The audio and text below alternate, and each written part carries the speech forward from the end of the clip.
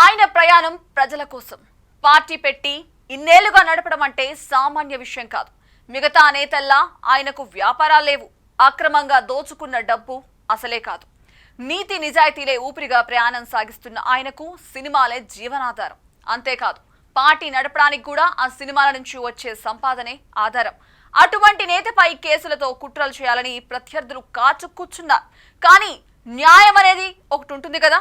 ఆయనపై వేసిన పిటిషన్లు చెల్లదంటూ న్యాయస్థానం తీర్పు చెప్పడంతో ప్రత్యర్థులకు భంగపాటు తప్పలేదు. మరి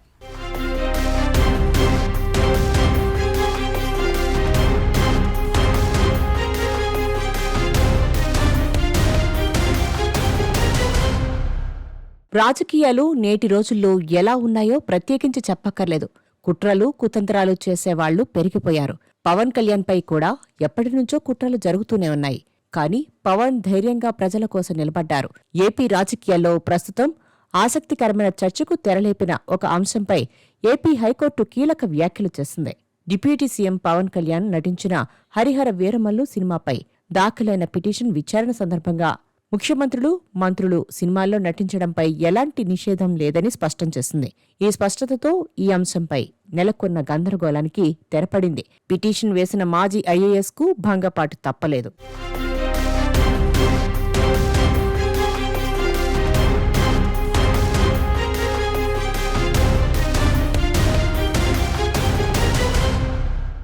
మాజీ ఐఏఎస్ అధికారి విజయ్ కుమార్ హైకోర్టులో ఓ పిటిషన్ దాఖలు చేశారు. పవన్ కళ్యాణ్ తన పదవిని దుర్వినియోగం చేస్తూ సినిమా టికెట్ ధరల పెంపులో జోక్యం చేసుకున్నారని, ప్రభుత్వ నిధులను వ్యక్తిగత లాభాల కోసం ఉపయోగించుకున్నారని ఆయన ఆరోపించారు. ఈ ఆరోపణల నేపథ్యంలోనే కేసు విచారణకు వచ్చింది. అడ్వకేట్ జనరల్ దమ్మాలపాటి శ్రీనివాస్ వాదనను వినిపిస్తూ ఈ అంశంపై గతంలో వచ్చిన తీర్పును గుర్తు చేశారు. దివంగత ముఖ్యమంత్రి ఎన్టీఆర్ తన పదవీకాలంలో సినిమాల్లో నటించారని, ఆ సమయంలో కూడా ఇలాంటి పిటిషన్ దాఖలైందని చెప్పారు. అప్పట్లో హైకోర్టు ప్రజాప్రతినిధులు సినిమాల్లో నటించవచ్చని స్పష్టమైన తీర్పు ఇచ్చిందని, అదే తీర్పు ఇప్పుడు పవన్ కళ్యాణ్ కేసులో కూడా వర్తిస్తుందని ఆయన వాదించారు. పిటిషనర్ తన ఆరోపణలకు సరైన ఆధారాలు చూపించలేదని కోర్టు పేర్కొంది. హరిహర వీరమల్లు టికెట్ ధరల పెంపులో పవన్ కళ్యాణ్ జోక్యం చేసుకున్నారని నిరూపించే సాక్ష్యాలు లేవని కోర్టు వ్యాఖ్యానించింది. దీంతో కేసు విచారణను సెప్టెంబర్ 15కు వాయిదా వేసింది. హైకోర్టు చేసిన ఈ వ్యాఖ్యలతో రాజకీయ నాయకులు, ముఖ్యమంత్రులు, మంత్రులు సినిమాల్లో నటించడానికి చట్టపరమైన ఆంక్షలు లేవని మరోసారి స్పష్టమైంది. భవిష్యత్తులో ఈ కేసు విచారణ గతంలో ఎన్టీఆర్పై ఇచ్చిన తీర్పు ఆధారంగానే ముందుకు సాగే అవకాశం ఉంది. ఈ కేసు రాజకీయ వర్గాల్లో ఆసక్తిని పెంచగా పవన్ కళ్యాణ్ అభిమానులు మాత్రం కోర్టు వ్యాఖ్యలతో ఊరట చెందారు. ఇకపై ఈ అంశంపై రాజకీయ విమర్శలకు పెద్దగా ఆస్కారం ఉండకపోవచ్చునని విశ్లేషకులు భావిస్తున్నారు.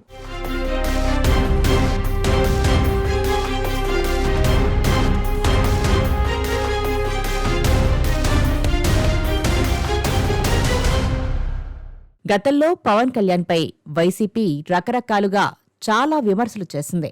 పవన్ కళ్యాణ్ తిరిగి సినిమాల్లోకి వెళ్లిపోతారని, రాష్ట్ర ప్రజలు ఆయన సినిమా షూటింగ్ల వద్దకు వెళ్లి సమస్యలు విన్నవించే పరిస్థితి ఉంటుందని ఎద్దేవా చేసింది. అయితే ప్రజలు ఈ మాటలను నమ్మలేదు. జనసేనకు అండగా నిలిచారు. పవన్ కళ్యాణ్ పిలుపు మేరకు కూటమికి మద్దతు ఇచ్చారు. అయితే పవన్ కళ్యాణ్ సినిమాల విషయంలో గతంలోనే చాలా స్పష్టమైన ప్రకటనలు చేశారు. తనకు సినిమాల కంటే రాజకీయాలు ఇష్టమని, ప్రజలకు సేవ చేసేందుకే రాజకీయాల్లోకి వచ్చానని, రాజకీయాలు చేయాలంటే డబ్బులు అవసరమని, అది కావాలంటే సినిమాల్లో నటించాల్సిందేనని చెప్పుకొచ్చిన సందర్భాలు ఉన్నాయి. ఒకవైపు రాజకీయాలు చేస్తూనే, మంత్రిగా బాధ్యతలు చేపడుతూనే సినిమా షూటింగులకు హాజరవుతున్నారు. వీలైనన్ని సినిమాలను 2029లోపే పూర్తి చేసి ఫుల్ టైం రాజకీయాలు చేయాలని పవన్ భావిస్తున్నట్లు ప్రచారం జరుగుతుంది. అయితే పార్టీని నడపడం ఆషామాషీ వ్యవహారం కాదు, కోట్ల రూపాయలతో కూడుకున్న పని. ఆ డబ్బును సమకూర్చుకోవాలంటే పవన్కు సినిమాలు చేయక తప్పని పరిస్థితి.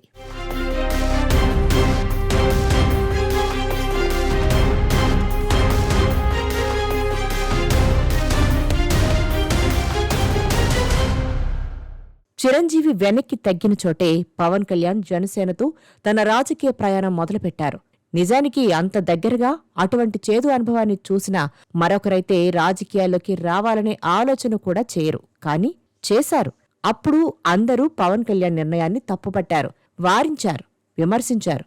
ఈ 11 జనసేన ప్రస్థానంలో ఆయనకు ఎదురు దెబ్బలు, చేదు అనుభవాలు ఎదురయ్యాయి. ఒకానొక సమయంలో జనసేన పార్టీని నడిపించడానికే సినిమాలు చేయాల్సి వచ్చింది. అటువంటి పరిస్థితుల్లో మరొకరైతే మనకెందుకీ రాజకీయాలని వదిలేసేవారు. కానీ పవన్ కళ్యాణ్ ముందుకే సాగారు. పవన్ కళ్యాణ్ రాష్ట్ర రాజకీయాల్లో పెను మార్పు తెచ్చారు. అంతేకాదు, ప్రభుత్వ మార్పుతో రాష్ట్రాన్ని, ప్రజలను కూడా జగన్ బారి నుంచి కాపాడారు. సినిమాలలో పవర్ స్టార్గా తనకంటూ ఓ గుర్తింపు సంపాదించుకున్న పవన్ కళ్యాణ్ డిప్యూటీ సీఎంగా కూడా ప్రజల్లో అంతకంటే మంచి గుర్తింపే సంపాదించుకుంటున్నారు. సగటు రాజకీయ నాయకులలో కనిపించే అహంభావం, డాబు, దర్పం వంటి వాటికి పవన్ కళ్యాణ్ చాలా దూరంగా ఉంటూ నిరాడంబరంగా సామాన్య ప్రజలతో కలిసిపోగలగడం, పదవీ అధికారం చేతిలో ఉన్నా ఇంకా ఆయన మాటలలో, చేతలలో నీతి, నిజాయితీ, నిబద్ధత కనిపిస్తుండడమే ఇందుకు కారణమని చెప్పవచ్చు. పవన్ కళ్యాణ్ ఉప ముఖ్యమంత్రి పదవి చేపట్టడం లక్షలాది మంది అభిమానులకు ఎంత సంతోషం కలిగించిందో, ఆయనలోని పవర్ స్టార్ని మిస్ అవుతున్నందుకు వారికి అంతే బాధ కూడా కలిగిస్తోంది. కనుక పవన్ కళ్యాణ్ని రాజకీయాలలో చూడాలనుకుంటున్నారా లేక సినిమాలలో చూడాలనుకుంటున్నారా అంటే సినిమాలోనే అని అభిమానులు చెప్తారు. కానీ ఈ ప్రశ్నకు పవన్ కళ్యాణ్ రాజకీయాలలోనే ఉండాలని అనుకుంటున్నారని చెబుతుంటారు. సినిమాలతో అభిమానులను, ప్రేక్షకులను వినోదింపచేయవచ్చు. అదే రాజకీయాల్లో ఇలా పదవిలో ఉంటే సామాన్య ప్రజల సమస్యలు, కష్టాలు తీర్చగలనని అనుకోవడమే ఇందుకు కారణం. ప్రజలకు వినోదం మాత్రమే కాదు, ఏపీ రాజకీయాలను మార్చేసిన జనసేన లాంటి పార్టీ మనుగడ సాగించాలంటే పవన్ సినిమాలు చేయడం తప్ప వేరొక మార్గం లేదన్నది పరిశీలకుల వాదన. ఈ విషయంలో పవన్ కళ్యాణ్దే ఫైనల్ డిసిషన్. ఆయన భవిష్యత్తు ప్రణాళిక ఏంటి అన్నది కాలమే తేల్చాల్సి ఉంది.